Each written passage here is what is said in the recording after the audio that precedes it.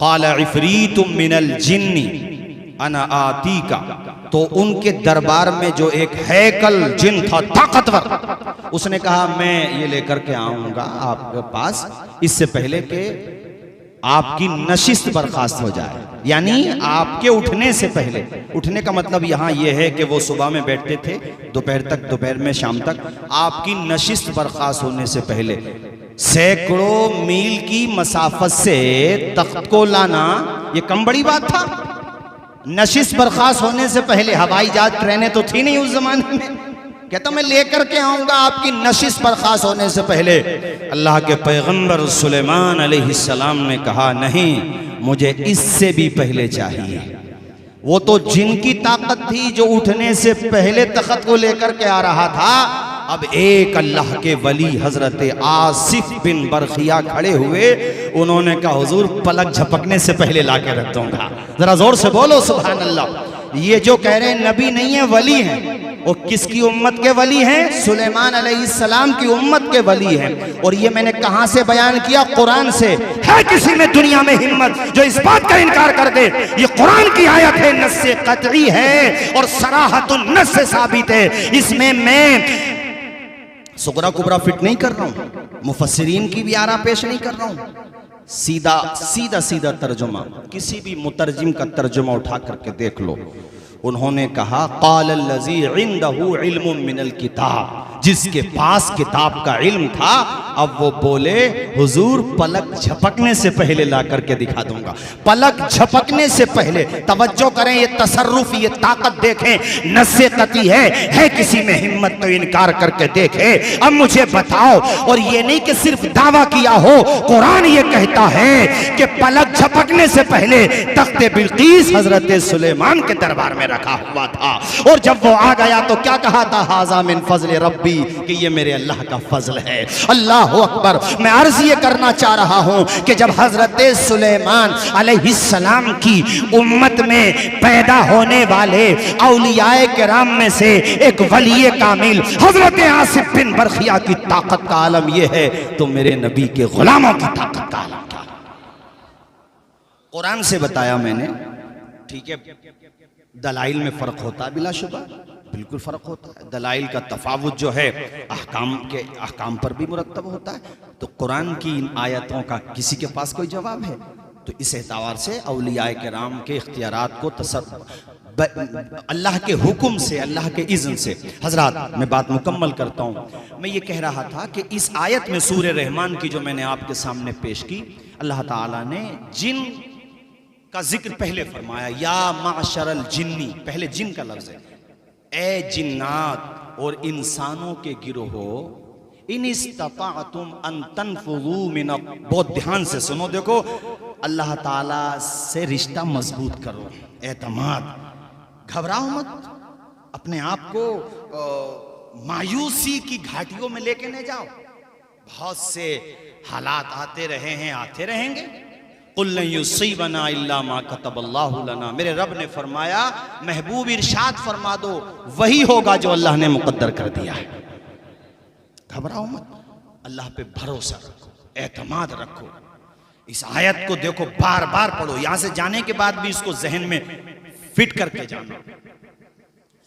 मैं इस आयत का तर्जुमा सुनाने से पहले एक बात और समझाता हूं। ये मोबाइल है, आप सब इस्तेमाल करते हैं, मैप भी चलाते हैं, हम लोग भी सफर करते हैं। हजरत, हम, मेरी सआदत बनती है कि मैं साथ भी रहा हूँ। एक दफ़ा भीलवाड़ा में हम लोग साथ रहे थे। हजरत भी इस्तेमाल करते हैं, हम सब इस्तेमाल करते हैं। कहीं रास्ता अगर नहीं मिलता तो आप मैप इस्तेमाल कीजिए, आपको उसमें यकीनन फ़ायदा पहुँचेगा, गाइड करता है आपको। लेकिन कुछ एरियाज ऐसे भी आ जाते हैं जहां मैप भी कंफ्यूज हो जाता है, तो वो आपकी कंफ्यूजन क्या दूर करेगा? होता है, बोलो होता है। ऐसे ही अगर आप कोई भी सिम इस्तेमाल करते हैं किसी भी कंपनी का, तो अगर उसका टावर नहीं है तो फिर उसका नेटवर्क भी नहीं आता। होता है, बोलो।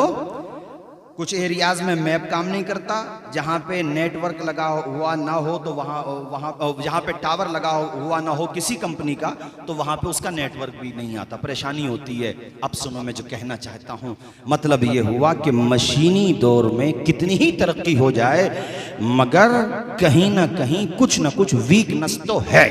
वीकनेस ना होती तो 18 जून को जाने वाली ये पनडुब्बी, जिसका ड्राइवर जो उसका मालिक भी था वो ये दावा कर रहा था कि हम 18 से 24 घंटे के अंदर अंदर, मेरे जहन से बात इधर उधर हो सकती है, मतलब बहुत जल्दी हम टाइटैनिक तक जाएंगे भी, वापस भी आ जाएंगे। मगर ऊपर जो जहाज जिससे उसका कनेक्शन जुड़ा हुआ था, कुछ ही देर में संपर्क टूट गया, यानी वो रडार से बाहर हो गई पनडुब्बी। और अंदर पानी का प्रेशर इतना होता है कि वो पनडुब्बी इस तरह से क्रैश नहीं हुई है बल्कि पिचक करके क्रैश हुई है। इतना भयंकर वो अंदर जाकर के पानी का प्रेशर हो जाता है। मगर यहाँ एक जुमला और कहता चलूं, अंदर कितने टनों की पनडुब्बी ऐसे पिचक के क्रैश हो जाती है। खुदा की कुदरत देखो, वहां 1 किलो 2 किलो 5 किलो 10 किलो की मछलियां पानी में तैरती हुई नजर आ रही हैं। फबी अय्यी आलाई रब्बिकुमा तुकज़्ज़िबान, अरे कौन कौन सी नेमतों को ठुकराओगे। खुदा की कुदरत देखो,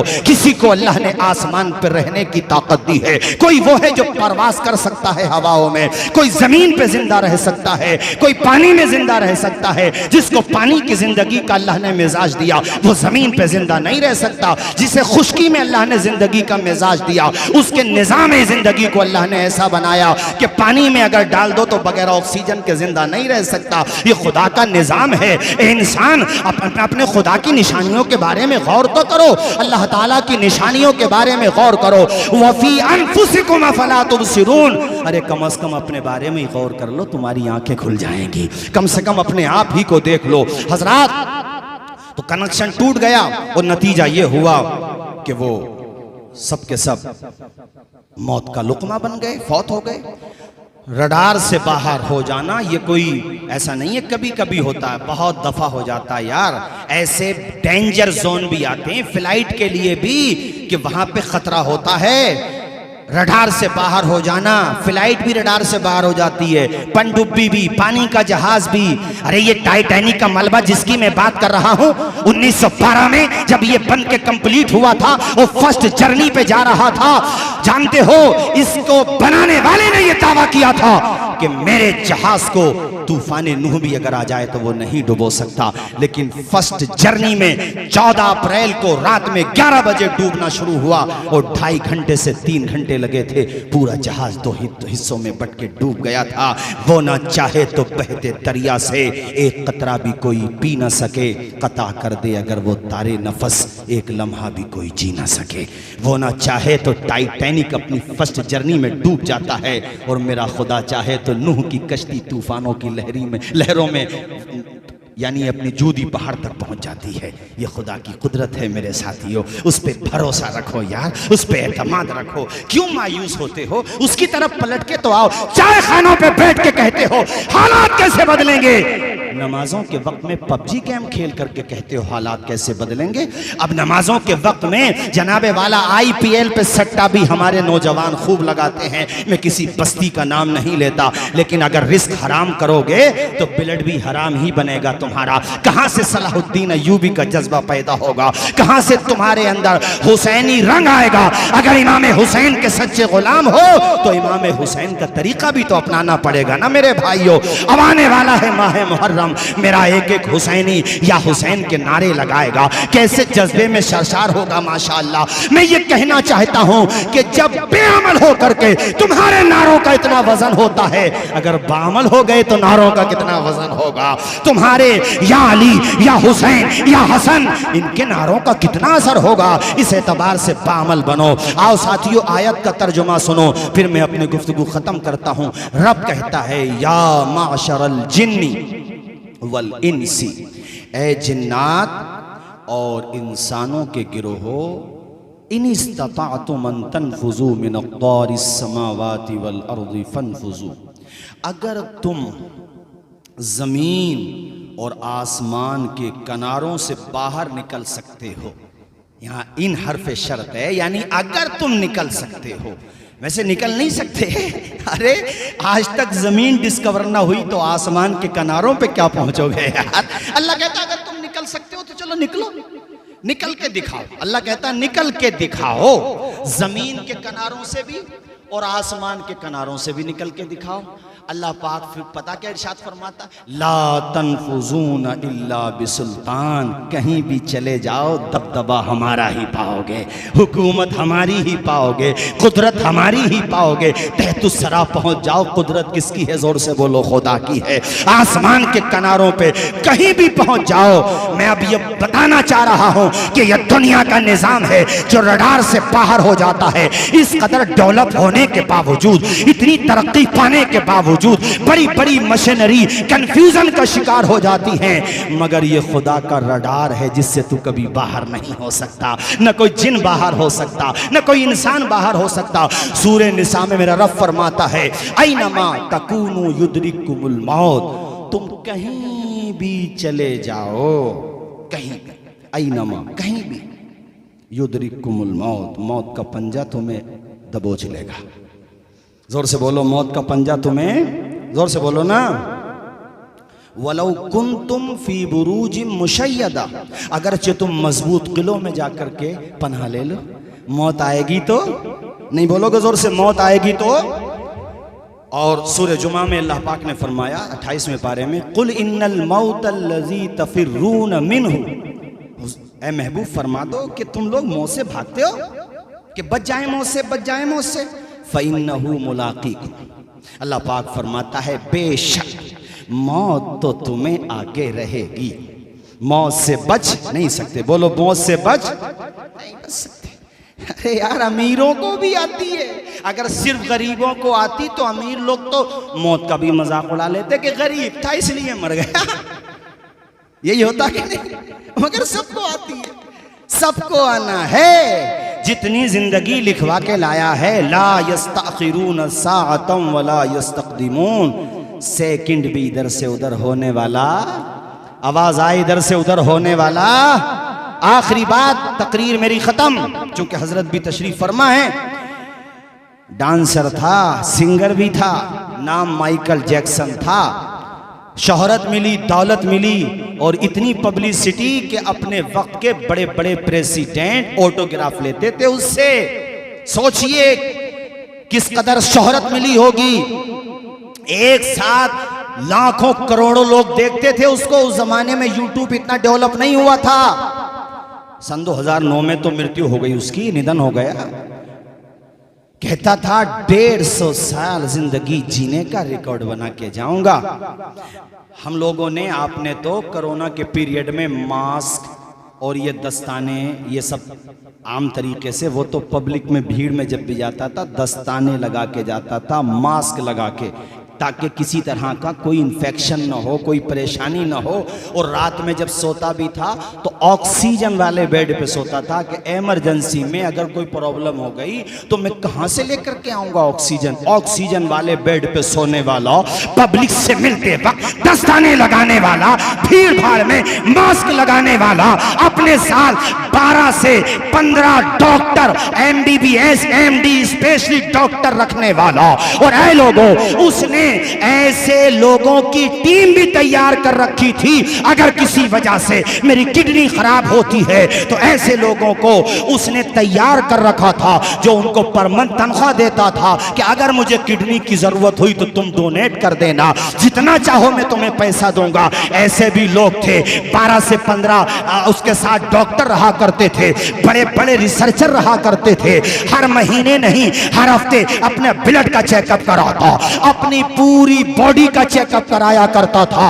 मगर साथियों, 150 साल जिंदगी जीने की बातें करने वाला सिर्फ 50 साल में जिंदगी की आखिरी सांस लेके दुनिया के लिए इबरत का सामान बन गया।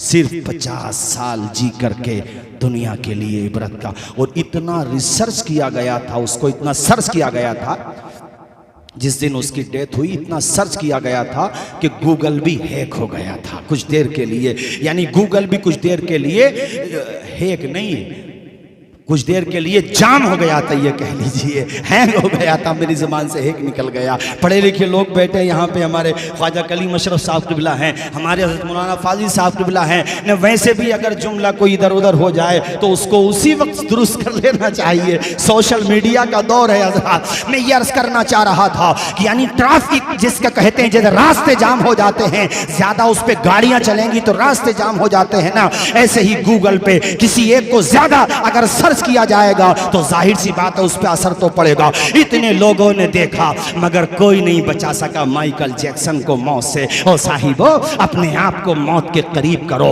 अपने आप को नेक बनाओ, इमाम अली मकाम का सच्चा गुलाम बनाओ, वफादार बनाओ करबला वालों का, वफादार बनाओ नबी के सहाबा का, वफादार बनाओ नबी के अहले बैत अतार का।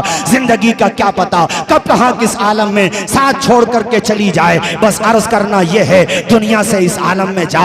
तुमने देखे नहीं हैं जनाजे, कितने प्यारे प्यारे जनाजे। हजरत इमाम अहमद इब्न हंबल का जब जनाजा उठा था, कितने लोगों ने कलमा पढ़ लिया था। बरेली शरीफ में हुजूर ताजुल शरिया का जनाजा उठा था, कितने लोग देख रहे थे। हर देखने वाला यही कह रहा था, ना समझ मरते हैं जिंदगी के लिए, जीना मरना है सब कुछ नबी के लिए।